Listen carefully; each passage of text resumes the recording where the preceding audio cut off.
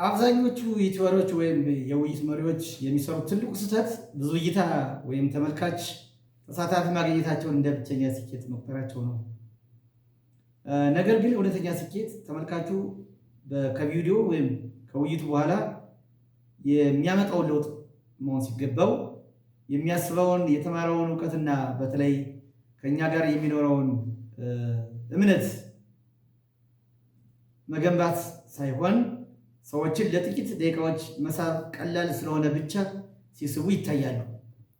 ነገር ግን ከቪዲዮ ወይም ከውይይቱ በኋላ እንዲያድጉ፣ እንዲለወጡ፣ ከኛ ጋር እምነት እንዲኖራቸው ማድረግና ተከታይ ማህበረሰብ ወይም ኮሚኒቲ መገንባት ጥበብን ይጠይቃል።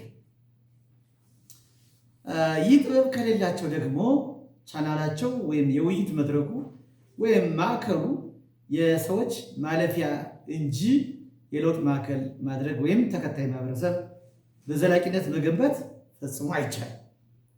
ስለዚህ በዛሬው ቪዲዮ ተመልካቾችን ከተሳትፎ ባለፈ ዘላቂ እምነት ግንኙነት የምንገነባበትና ተመልካቾችን ከተሳታፊነት ወደ ተከታታይነት የሚቀይር ስርዓት እንዴት መገንባት እንደሚቻል በአራት ዋና ዋና ርዕሰ ጉዳዮች ላይ ያተኮረ ቆይታ ይኖረኛል። እኔ የገረመው ታደሰ እባላለሁ። በሙያ የስነ ልቦና ባለሙያና የኮሌጅ አስተማሪ ነኝ። አብራችሁን ቆዩ። እንግዲህ በዛሬው ቪዲዮ የምናያቸው ዋና ዋና አራት ነጥቦች ሲሆኑ እነሱም የተሳካ የቀጥታ ስርጭት ወይም ውይይት ማለት ምን ማለት ነው? ምን አይነት ሂደት ነው?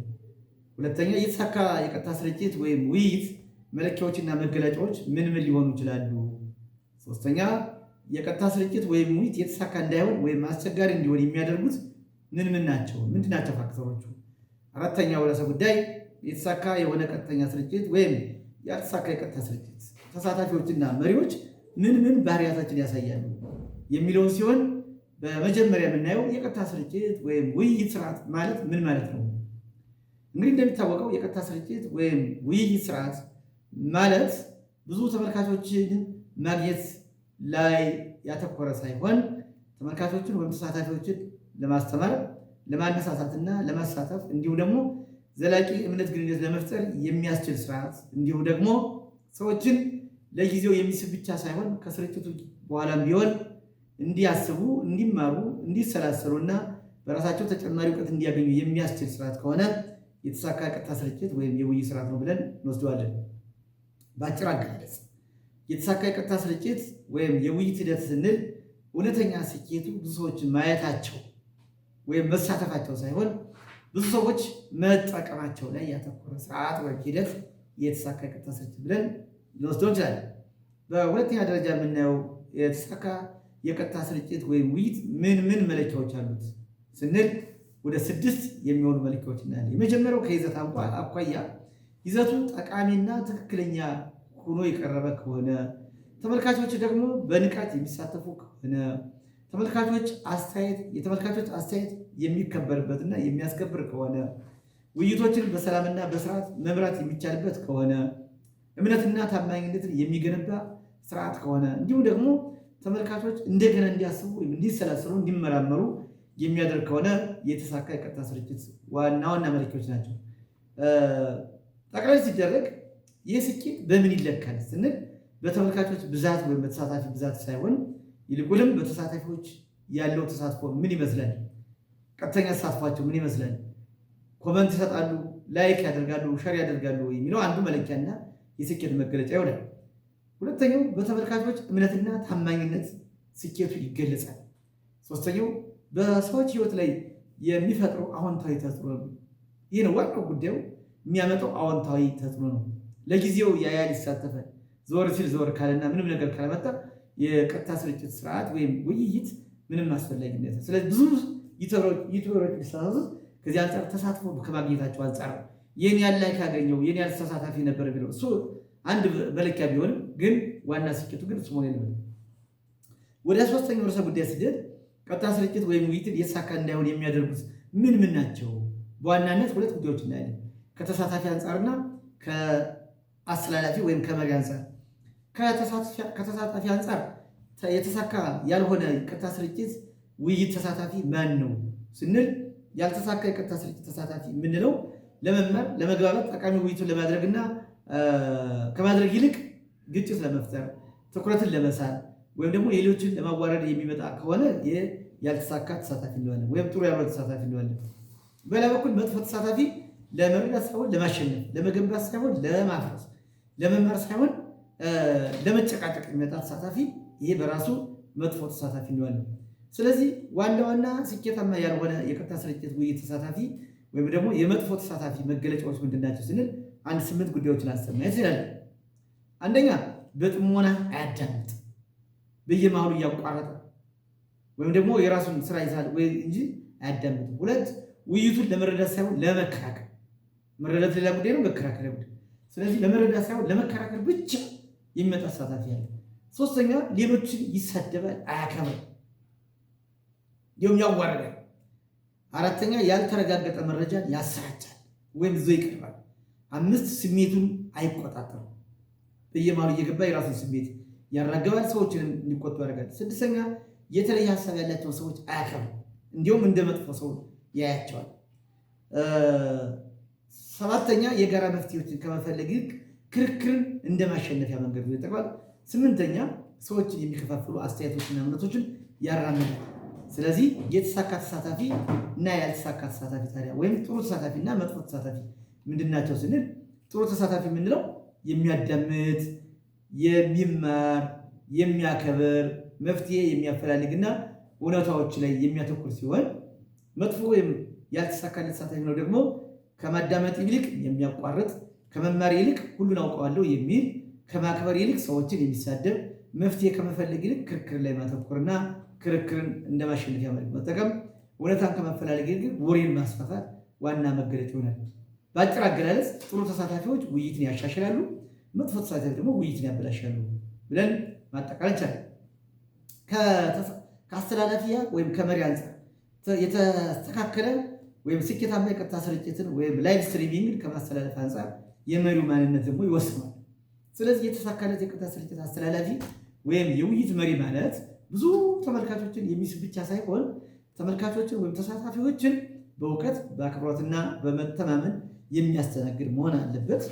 እንዲሁ ደግሞ በክርክር የሚያሸንፍ ሰው እንዲሁም አሁን በእውቀትም በአክብሮትም በመተማመንና በጎ ተጽዕኖ በመፍጠር ውይይቱን ወይም ስርጭቱን የሚመራ መሪ የተሳካለት የቀጥታ ስርጭት አስተላላፊ ወይም መሪ እንለዋለን።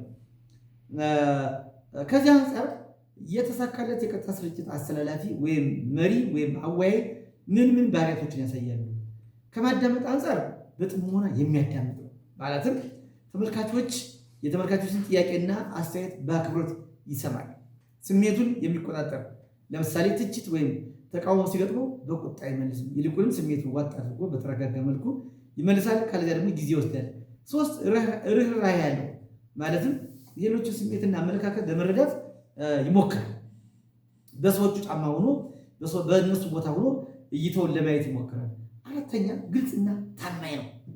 የሚያውቀውን አውቀዋለሁ ብሎ ይናገራል። የሚያውቀው ከሆነ አላውቀውም ብሎ ይናገራል። እንዲሁም ደግሞ ሰዎች አስተያየትና ሀሳብ እንዲሰጡበት እድሉ ይፈጥራል ማለት ነው። 5 የጋራ መፍትሄ የሚፈልግ ነው። የማያውቀውን አያውቅም ከማለት ባሻገር የጋራ መፍትሄ ለመፈለግ ሲል ክርክርን ወደ መግባባት መድረክ ይቀይራል። ስለዚህ የጋራ ተጠቃሚነት ይመጣል ማለት ነው። ውይን ይመጣል። ሌላው ልዩነቶችን የሚያከብር ነው። ሁሉም ሰው ከእሱ ጋር እንዲስማሙ ወይም ደግሞ አንድ እንዲሆኑ አይፈልግም። በውይይት ተሳታፊዎችም ቢሆን የተመሳሳይ ውይይታ ይኖራል ወይ አይጠብቅም። 7ኛው ከሚፈጥረው እሴትና ከሚያስተላለፉ ትምህርት አንጻር ተመልካቾቹ ከስርጭቱ በኋላ አዲስ ወይም የተለየ እውቀት መነሳሳትን ወይም ደግሞ ጠቃሚ ልምዶችን እንዲያገኙ የሚያደርግ የስርጭት መሪ ወይም የውይይት መሪ ወይም አወያይ የተሳካለት ወይም ጥሩ። በአጠቃላይ የተሳካ የቀጥታ ስርጭት ወይም ውይይት ስርዓት ማለት ሰዎችን ለብዙ ጊዜ ወይም ደግሞ ለጊዜው የሚስብ ብቻ ሳይሆን ከስርጭቱ በኋላ ቢሆን እንዲያስቡ፣ እንዲመራመሩ፣ እንዲያድጉ የሚያስችል ከሆነና ዋና ዓላማውን ብዙ ተመልካቾች ከማግኘት ይልቅ ተመልካቾችን ማስተማር፣ ማነሳሳት፣ ማሳተፍ እንዲሁም ደግሞ ከነሱ ጋር ዘላቂና እምነት የሚጣልበት ግንኙነት መፍጠር የሚያስችል ስርጭት ከሆነ የተሳካ ስርጭት ብለን ወይም የተሳካ ውይይት ስርዓት እንላለን። ከቀጥታ ስርጭት ውይይት ስኬታማ እንዳይሆን ወይም አስቸጋሪ ከሚያደርገው በምንድን ነው ስንል ሁለቱም የውይይት ተሳታፊዎቹ የውይይቱ ወይም ደግሞ የቀጥታ ስርጭት መሪው በራሱ ስርጭቱን ወይም ውይይቱን የተበላሸ እንዲያደርገው ያደርጋል። ከተሳታፊ አንጻር ተሳታፊዎች ለመረዳት ሳይሆን ለማሸነፍ፣ ለመገንባት ሳይሆን ለማፍረስ፣ ለመማር ሳይሆን ለመጨቃጨቅ የሚመጡ ከሆነ ውይይቱ የተሳካ አይሆንም። ከአስተላላፊ ወይም ከውይይት መሪ አንጻር ደግሞ ስናየው ተመልካቾችን ወይም ተሳታፊዎችን በክርክር የሚያሸንፍ ሳይሆን በእውቀት፣ በአክብሮት፣ በመተማመንና በበጎ ተጽዕኖ በመፍጠር የሚመራ እና የሚያስተላልፍ መሪ የተሳካለት እንላለን። እንግዲህ በአጠቃላይ በዚህ ቪዲዮ ውስጥ ያየናቸው ዋና ዋና መልእክቶች ብለን ስንወስድ የተሳካ የቀጥታ ስርጭት ወይም እውነተኛ ስኬት የሚባለው በስርጭቱ ጊዜ በኋላ ብዙ ሰዎች ማየታቸው ወይም መሳተፋቸው ሳይሆን ብዙ ሰዎች መጠቀማቸውን ወይም ደግሞ ወደ መግባባትና ወደ መፍትሄ መምጣታቸውን እንዲሁም ከስርጭቱ በኋላ ቢሆን እንዲያስቡ እንዲመራመሩና እንዲያደርጉ የሚያደርግ ስርጭት ከሆነ የቀጥታ ስርጭቱ ስኬታማ ነው እንላለን።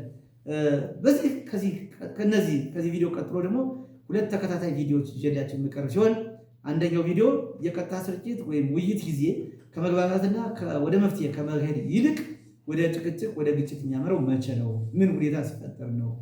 እነዚህን አስቸጋሪ ውይይቶች ወይም የቀጥታ ስርጭቶች በብቃት ለመምራት የሚረዱ ስነ ልቦናዊ ስልቶች ምን ምን ናቸው የሚሉን እናያለን። በመጨረሻም እስካሁን ካየናቸው ነጥቦች ውስጥ የእርስዎን ትኩረት በቀጥታም ሆነ በተዘዋዋሪ የሳበው የትኛው ጉዳይ ነው? በግል የቀጥታ ስርጭት ተሞክሮች ወይም በውይይት ጊዜ ካጋጠሙት ተግዳሮቶችን አንዱን በኮመንት መስጫ ላይ ያጋሩኝ። እኔ እያንዳንዱን ኮመንት በደንብ አየዋለሁ፣ አነባዋለሁ። ስለዚህ በቀጥታ ስርጭቱ በኮሜንታችን ላይ እንገናኛለን። ስለነበረን ጊዜ እጅግ በጣም አመሰግናለሁ። መልካም ጊዜ